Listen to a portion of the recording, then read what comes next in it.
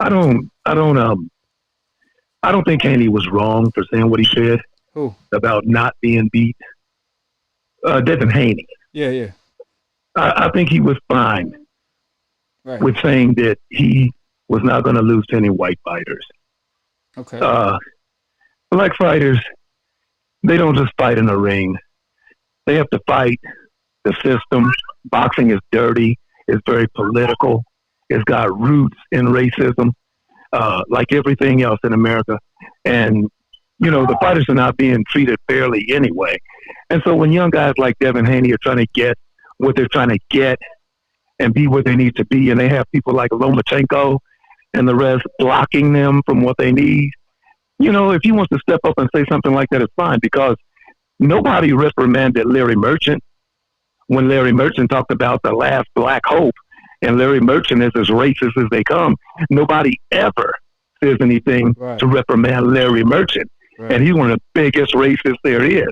And you could just go down the line. Almost all those commentators, they are always against the black fighters. Black fighters can't do anything right. The whole time they're in the ring, it's always something. When Mayweather was in, it was rarely anything good said about Mayweather. I mean, you could just go down the line. But the deal is, you got guys like Lomachenko that come along, and if anything, you're dealing with a great white hope. Okay? They got to have somebody come in and try to knock our guys down, because the truth of the matter is, black dudes, they just rule in sports as it goes. Our guys get in and they do damage, period. I mean, when you got guys like Sugar Ray Leonard, Pernell Whitaker, obviously Floyd Mayweather, Bernard Hopkins, Roy Jones, you start naming these guys, and then you got Lomachenko come along and they're talking about his great footwork, and he was you hear about it. This guy was a dancer. Look at his footwork. Well, his footwork got him knocked down in that the fight against, who was it? Linares. Yeah, he gets knocked down, and he's lucky that Linares didn't really get to turn that punch over the way he wanted to. If he could have stepped with it a little bit more, he would have knocked him flat out. But, nothing personal against Lomachenko. But at the same time, these guys get gifted. They get protected. You got these guys being compared. Not even compared. You have these guys being put on a pedestal above all these black champions that have come along and proven themselves over and over and over again. And you got these, like I said, you got guys like Pernell Whitaker, and the like, who just worked magic in the ring, and in my opinion, should have been undefeated when he left the game. Because if you look at fights closely, you'll see what I'm talking about. But you got these guys that are doing what they do and did it the way they did it against all odds. And then you got these other guys coming in like Lomachenko, and all they do is boast about his amateur record. And he loses. Well, he lost the second fight, didn't he? Was it the second fight he lost? Man, he lost his second fight. He lost his second fight. Hey, peep this. Okay. He lost the second fight, right? But then he fought the third fight for a title fight for the same strap that he lost, which is the WBO strap, even though the WBO got a rule that if you lose your last fight, you can't fight for the strap. So you see what I'm saying? That's what I'm saying. They always break the rules, and that's something you said earlier.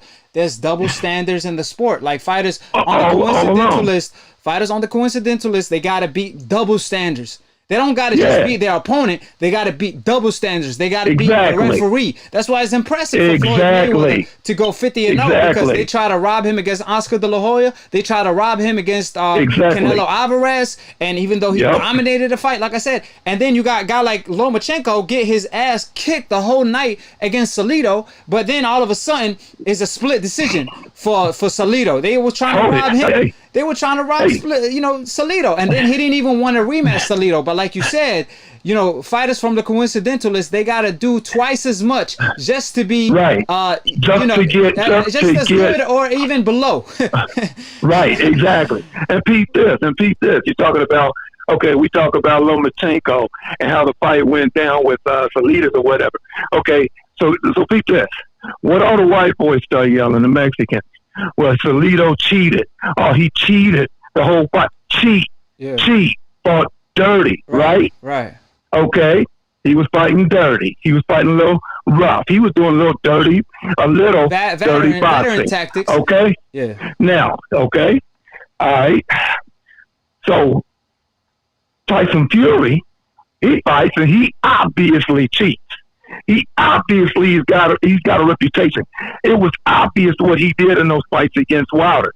But when somebody says he cheated, and it's obvious, anybody that hasn't seen that, and I know you've been in the ring, I've done a little professional fighting, anybody that sees that knows that man cheated. Big time. I gave that punk props.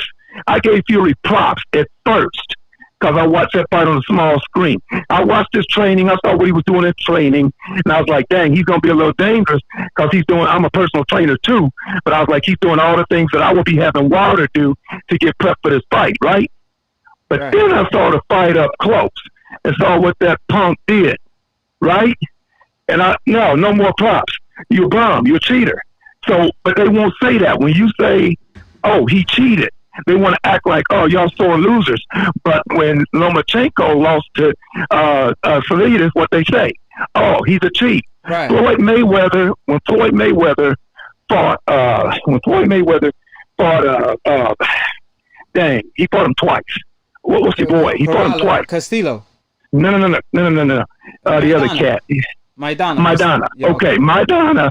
That first fight with Maidana was one of the dirtiest fights I've ever seen in my life. Right. He elbowed, he headbutted, he did everything. He tried to put him in an armbar.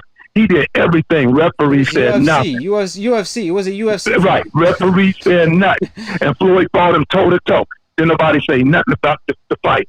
Nothing. Okay? So it's like, I believe these refs are getting paid. Some of these guys are getting paid to just watch our boys get these beatdowns. It's like, to me, they just threw Floyd in the ring and said, you know what, we're going to let Maidana fight as dirty as he wants to fight. Y'all better not say nothing. And hoping Floyd was going to lose, but Floyd's too tough. So our guys always got to be like 10 times tougher. Wilder got in that ring with Fury, and Fury's gloves were probably loaded. Forget the fist being inside the wrist. They were probably loaded. Right. And I'm shocked that Wilder even made it into the seventh round. Right, I mean, right. And to be perfectly honest. I mean, like I said again and again, I proved it. And if you watch episode, I'm just like you. If you watch episode 23 and 24, I gave Fury all the props in the world until I found out he cheated. Then you already know how I went on him. I mean, I exposed him. You were one of the only ones. You went on. Right, I exposed him for being the cheater he is, right? And then they want to claim, oh, you a sore loser. Oh, yeah, black people can't take an L. I'm not even black. And I can see this. So, like, what are you talking about? Like, you don't got to be black to point out somebody cheated.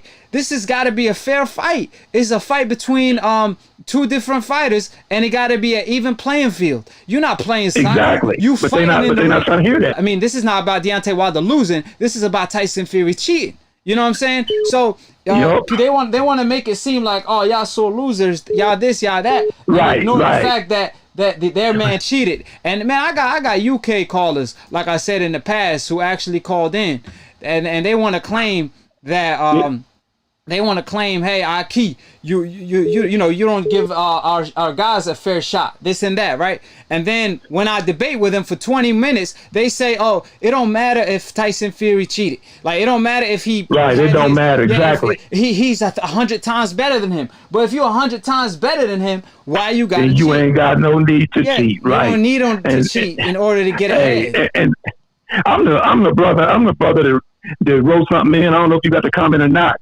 that was trying to get people to look at Peace Mowry, that cat named Peace Mowry, who put those clips together about the cheating.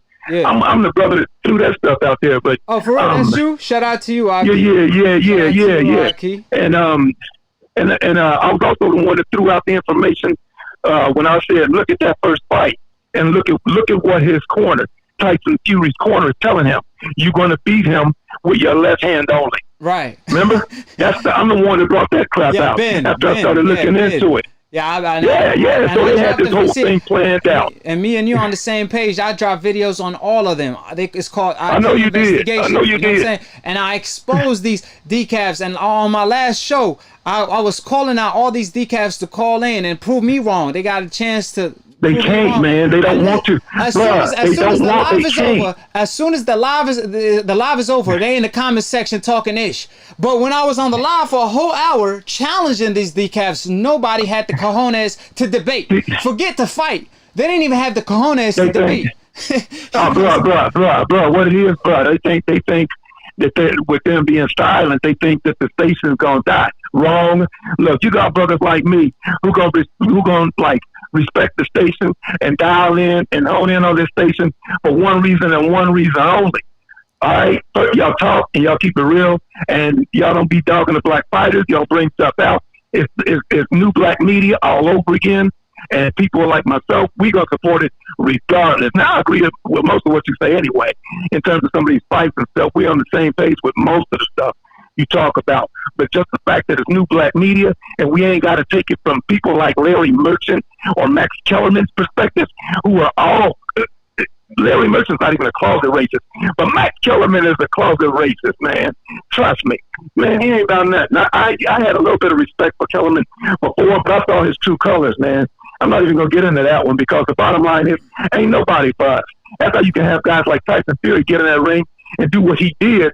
And basically, you know, they wanted him to kill him, really, as far as I'm concerned. Yeah, they're trying to get that man to die. Like I said, this is a sport where you could kill your opponent in the ring. They got mad at Deontay Wilder for wanting to catch a body or making that type of a comment, but he doing it on an even playing field. He ain't tampering with his glove and none of that. But when it comes to Fury, man, he could do whatever it takes. He could beat Deontay Wilder with a bat. If that's what he has to do to get the win, it is what it is, according to old media and all these decafs. So like I said, they just want to even out the playing field. And when I say even out the playing field, they want as many fighters from the hope list on top of the game, just as much of the coincidentalist fighters. So with that being said, I'm getting a lot of callers. Akhi, great talking to you. You need to call again, man. Like I said, old dude too. I forgot his name earlier. You know what I mean? He got on Max Kellerman. You know what I mean? Just, don't get me wrong. I ain't no decaf, you know what I mean? But I wouldn't say that Max Kellerman is a racist, you know what I mean? I am a little fan of his. I used to follow him back in the day when he was doing LA radio with Marcellus Wiley. I don't think he a racist. At the end of the day, he worked for ESPN. He got to do his job. He got to do his job. He ain't gonna speak back. See, he got it right. He got to do his job, right? But see, I met Max Kellerman before. He a cool cat. But see, that's the thing. Like you could still sugarcoat it while telling the truth. But see, the thing I didn't like about Max Kellerman, when he first came on the scene and blasted on the scene, he was 100. You know, he really spoke the truth, but then he got infected. If you are who you hang with. So if you hang out with Jim Lampley, if you hang out with Larry, the biggest decafs wizards, you know, of course that you're going to get infected. And that's what pretty much happened with Max Kellerman. But now he's trying to fulfill his shoes. Yeah, but he's trying to fulfill their shoes and make them proud. And that's the issue. Like, for example, he knows Canelo. He knows Canelo ducking, but he want to say, oh, Canelo, he fights the best. And it's like, are you serious, bro? Andre Ward had to check him. Andre Ward had to check him. And there's so many more examples, like I said, of wild comments he made. Like he will say Mayweather a businessman, but he will turn around and say Tyson Fury fight the best every time. Lomachenko fight the best every time. But facts say otherwise. Right. He be talking that BS. You're right. At the end of the day, but you see what let me add this right here. Let me add this. See, like it's one thing not to be informed and say something that's and you misinform the public and you give information out that's not true. But it's another when you are informed and you choose to act like you don't know what's happening and lie in order to have an agenda. Like I said, that's part of having an agenda. You know the truth, but you rather lie to tell, to kind of, sugarcoat it. Like I said, at the end of the day, he can still sugarcoat it while telling the truth. Too. You right. And like I said, at the end of the day, he's trying to get his you see what he's getting off of it too. You know what I mean? He got his own little show now, back on boxing. You know what I mean? It's sad, but you know what I mean? The money talks sometimes. You know what I mean? Right, like you said, at first he was spitting nothing but the truth when it first came, but you know what I mean? As soon as he hopped on that, like I said, that Grand Wizard, bandwagon with Jim Lampley and all them, you see where he's profiting from it. So, you know what I mean? I'm sure, I ain't gonna say I'm sure because I don't know him like that. He probably didn't want to be in this position, but I'm sure he's reaping benefits from it though too. You know what I mean? That's where at the end of the day he deserved everything he's getting though. Because like you said, you're getting the benefits, so you got to get this heat too. You know what I mean? Got to get this smoke and this work. You know what I mean? Right, talking right. that Like I BS, said, like, and that's why I respect new outlets like this, because you gonna talk the real. You know what I mean? And this thing is, with new media, we will hold these old medias and decafs wizards accountable. You can say whatever you want to say on the mic, but one thing, the most dangerous weapon in the world is a camera and a mic. Because as soon as you caught on camera telling a lie, you're going to get exposed. And that's why I keep on Split Decision. See, I'm yet to see a video somebody exposing me. I'm yet to see somebody call in and expose Akhi, even though I'm challenging everybody, because they can't. They can't. When you speak the truth, there's the only other side to that is the lie. There's two sides to every story, but when the truth is spoken, the other side ain't nothing but a lie. But enjoy talking with you, Akhi. My computer about to die, so let me take the show out. So I appreciate it and call in again next show, because I really wanted to talk to you some more. You seem like an intelligent brother, but like I said, I got to go right now, all right? Don't worry about it, bro. Much love. Next time, man. 100. Peace.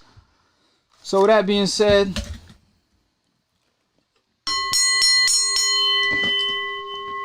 subscribe below if you're trying to get smart about a minute. If you're trying to get dumb about a second, don't. And listen to these decafs / old media that don't know ish about boxing. So with that being stated, don't be a decaf.